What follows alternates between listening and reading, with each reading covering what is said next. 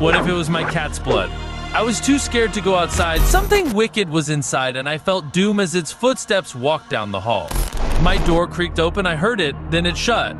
It was in the room with me. I could see its face in the darkness, their mask barely visible. The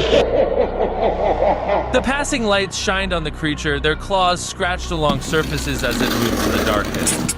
I sat there as the footsteps came closer. Oh, so quiet they were. I heard it breathe as it stood over me. I wept. It touched me as it crawled in me. I screamed. Welcome to another episode of Drawing and Telling Horror Stories with Mr. Beast.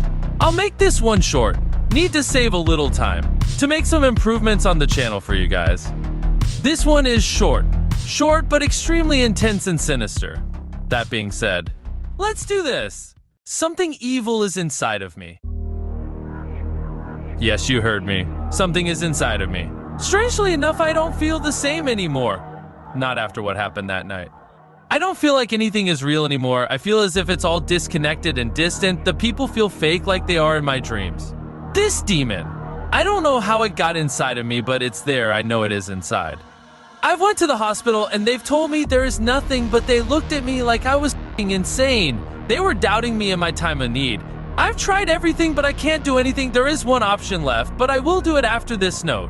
This thing should be known about if it is to happen to others. I had just gotten home after working hard at the mines. I live alone. Usually with my cat, but she had gone missing a few days prior, so I would leave my back door open for her to walk inside as I relaxed around the house. I was sitting in the kitchen eating my dinner until I heard this knocking sound coming from the front door. I walked up to it and opened it, but nothing was there, but some dark stain was in the grass just outside of the light of my front porch. I didn't feel like walking out to see it, but something felt strange about it. I felt an extreme amount of paranoia. What if it was my cat's blood? I was too scared to go outside, so I went to take a shower. My boiler is busted, so I usually just take cold showers with spurts of warm water, but for some reason this water was hot. Burning hot, the steam rose to the fan and I pushed through the pane to shut it off. After I did shut it off, I went to the boiler and tried to call the manufacturers of the model, but it didn't have a model number, serial number, or manufacturer date. The man on the phone told me that there should be one.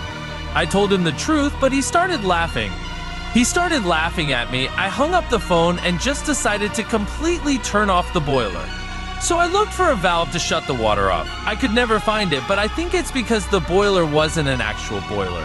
It was fake, like everything else in my godforsaken house. I walked to the front porch and looked at the dark stain. I built up some confidence to go and look at it. I walked out to it and tried to touch it, but my hand passed through it.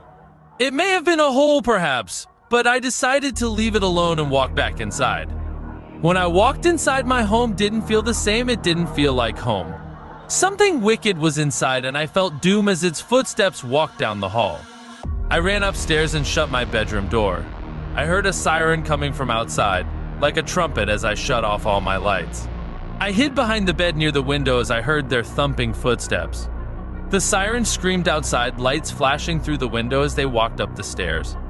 I sat as still as possible. My door creaked open, I heard it, then it shut. It was in the room with me. I could see its face in the darkness, their mask barely visible. They could see me though. I could only see them now. I lost track of them the second they moved. The siren blared and it laughed as it walked towards me. The passing lights shined on the creature, their claws scratched along surfaces as it moved in the darkness. I sat there as the footsteps came closer. Oh, so quiet they were. I heard it breathe as it stood over me. I wept. It touched me as it crawled in me. I screamed. I awoke on the floor beside my bed. It had long cuts deep into the mattress. My dresser had sharp cuts all along it, and I had a pounding headache. Yet I felt like nothing. I walked downstairs to see my back door was wide open with dirty, inhuman footprints of a creature unknown. I closed it and scrubbed the foot stains off, yet no matter how hard I tried, they would not come off. So I ripped out the planks of the floor and burned them in my fireplace. I went to the mines and worked hard, yet I was alone in there as the darkness crept with a haunting siren. I came home to do nothing. I laid in bed. I could not sleep as the siren roared. I ate, but I could not swallow as it laid in my throat. I read, but I could not be entertained knowing it is inside me. I felt so horrible, like I was a fraud. The world felt fake as my home felt when the creature entered it. The house is in ruin, much like myself. My boiler has fallen over, my food has gone rotten, and my cat is dead. There is nothing, no family to see, no friends to have. The people around me are so distant, they don't listen to me or see me. I hate it. I hate it all. This demon inside of me tells me horrible, horrible things. I don't want to listen to it, but they deserve it. I am torn on what to do. Let the demon win?